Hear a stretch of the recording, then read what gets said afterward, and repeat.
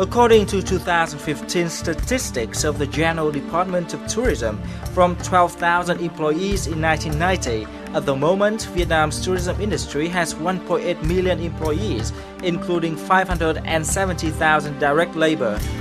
Each year, Vietnam needs nearly 40,000 extra laborers, but the amount of hospitality graduates is only about 15,000 cases per year, among which over 12% have college degrees or higher.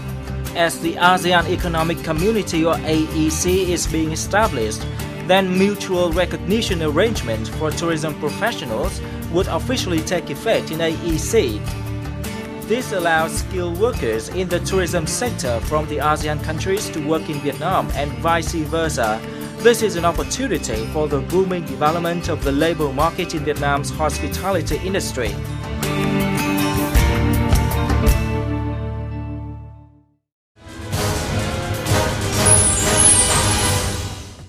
Ladies and gentlemen, welcome to Shang Vietnam on VTC10 NetViet. In our program today, our guest speaker, Mr. Justin Paul Phut, the CEO of PEGASUS International College, will share with us on his experience about how to improve the quality of hospitality training programs. Let's welcome him to our talk today. Thank you, Mr. Justin, so much for joining Shang Vietnam.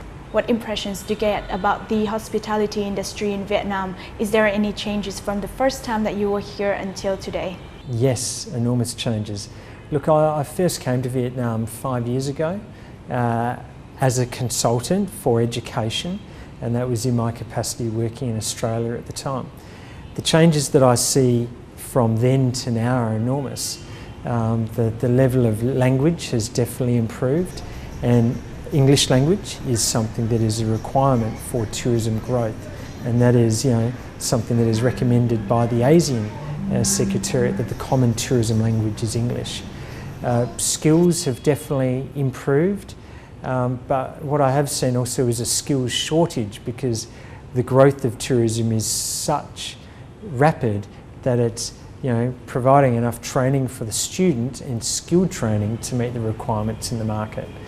The other thing I want to add is the breadth of hotels that are now here in Vietnam, international and also local brands, and there's some very good local brands as well, but also international chained restaurants, the emergence even of things like Starbucks into Vietnam, or McDonald's or Subway. Those things have all transformed over the last 5 years, and so is the infrastructure that goes with the tourism industry. What about the potential of this industry, and what are the demands here at the current moment of the labour market? Very exciting. The growth in Vietnam that I've experienced and witnessed firsthand in the last 3 years has been amazing. Now living in Da Nang and seeing the opening of many new international hotels that have emerged, also the opening of the new international airport in Da Nang, and then more recently here in Hanoi, the opening of the new airports. And that has seen an enormous growth in tourism and hospitality related services, whether it be in accommodation or in food and beverage. And that is an exciting time for Vietnam. So it's about lifting the training standards for the industry to match the requirements of the international tourism growth. Since you've been working in multiple countries such as Australia, Singapore, and now here in Vietnam, is there any difference in the focus of training as well as the criteria of the recognized learning period? And actually, the first thing I want to add though is to training is language. In countries like Australia and Singapore, everything is taught in English. In Vietnam, English is a second language, so that is the first thing, is increasing the English. When we talk about RPL, recognition of prior learning, is working with industry to recognise the skills and knowledge that are required in the workplace. In Australia or in Singapore, that is very advanced, where somebody who's been working in industry 5, 10, 20 years but does not have a qualification can have their skills and knowledge mapped against a qualification, receive full credit or part credit, and then do some gap training. That is very new in the Vietnam market. Your international hotel brands like your Intercontinentals, Crown Plazas, whether they be Hilton or Hyatt, Novotel, they all have international training. that's provided in-house, and it's providing recognition of that training to meet the national requirements in Vietnam and then to ASEAN and international qualifications like Australia. So it's recognising that.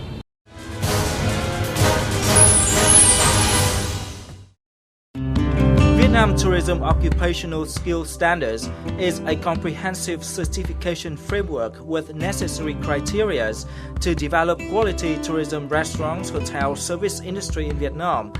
VTOS 2013 inherited contents from previous versions in accordance with the regulations of Vietnam, but improved to be compatible with the international and ASEAN vocational skill standards.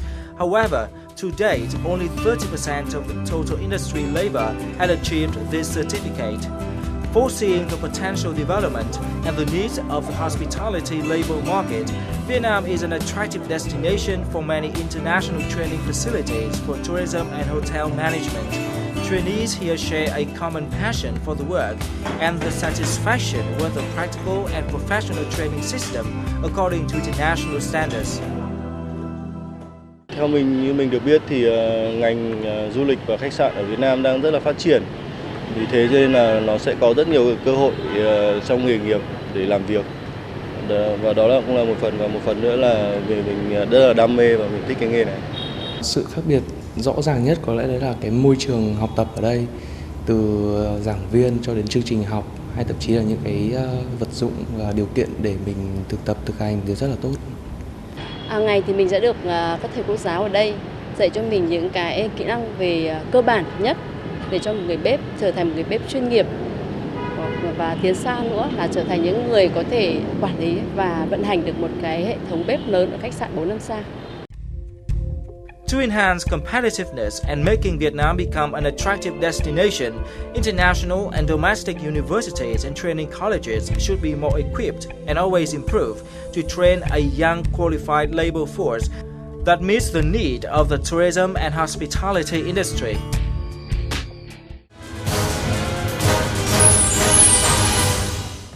You have working in multiple projects constructing the quality recognitions system of ASEAN countries. So how do you perceive the recognitions and quality control system of the hospitality training institutions in Vietnam? Has it met the international standards yet? It's getting there. It's certainly improved.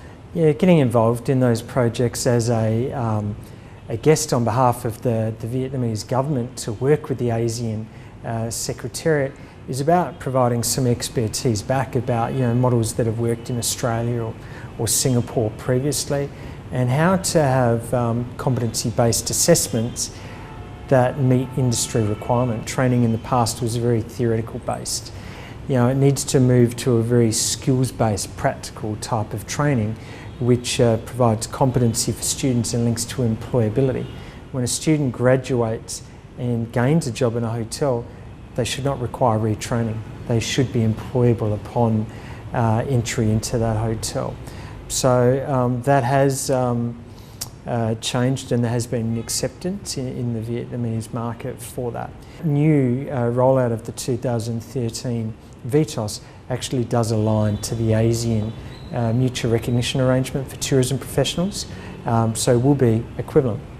Statistically, only 30% among laborers working in the hospitality industry of Vietnam obtain a VTOS, so is a certificate guarantee place in the market labor of hospitality in Vietnam? Currently at the moment, to answer the question short, no. Look, it's about the enforcement of VTOS. Some provinces in Vietnam enforce and regulate that 70% of operational employees must have a VTOS requirement. Other provinces do not enforce that. So until VTOS becomes nationally enforced, then those percentages that you just mentioned will not increase.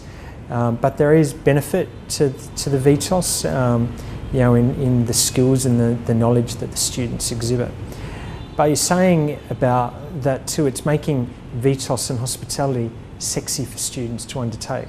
As a parent, would I prefer for my son or daughter to undertake medicine or law or business, or would I prefer for them to do hospitality? Hospitality is a growth industry. It's an area that not only people do food and beverage or cooking or housekeeping, they actually can become accountants, they become sales and marketing managers, human resource managers, engineers, they can become general managers. So it's an industry where there's great opportunity, not just nationally, but internationally, because it's a passport to the world. So it's about promoting its appeal to students. What are your assessment about the ability of the Vietnamese students? Is there a strength and weakness and the adaptability and compatibility to the domestic and international market? It's about their willingness to learn the language at the same time as the skills. The skills, very adaptable in learning them, whether they be in the kitchen, whether they be reservations, whether they be food and beverage or housekeeping. But the importance to make sure that the language improves at the same time, that English is being taught at the school level more, and definitely in the colleges and universities, and that will make everything very successful for the future. The other thing I wish to add though is, in countries like Australia and other Western countries, America or Europe, working part-time while studying is something that a student would do. And as a Vietnamese student going to Australia, they would work part-time whilst they study. In Vietnam, it's about making students adaptable, encouraging that approach too, that when they study full-time, they can work part-time to enhance their skills, but also to gain some pocket money. And that really would round off the adaptability of the students. And finally, do you have any words of advice for those students who want to pursue a career path in the hospitality industry? The opportunity is now. It's the growth industry. I really do want to promote the sexiness and the appeal of hospitality. That's a career, not for short term, but for long term. People can make a lifetime career out of it. We see in all the international hotels that there's expatriate, directors and general managers. Yet the push is to see Vietnamese, directors and general managers here in these international hotels in the future. I believe that can happen through the grounding of good qualifications, diploma, advanced diploma, degree qualifications, and linking skills and knowledge training all in one. A Vietnamese graduate to work in an international hotel and then be a passport to the world to go and work overseas and then come back in the future is a great opportunity for the individual and a great opportunity for Vietnam to benefit from the experience of those students when they return and bring back their knowledge. Thank you, Mr. Justin, so much for all of your sharing today. And that's the end for Sharing Vietnam today. Thank you so much for watching us. Hope that this show has provided you some insights that could be valuable for those who want to pursue a career in the hospitality industry of Vietnam. Any questions and recommendations, please email to sharingvietnam@netvittv.net. Thank you and see you again.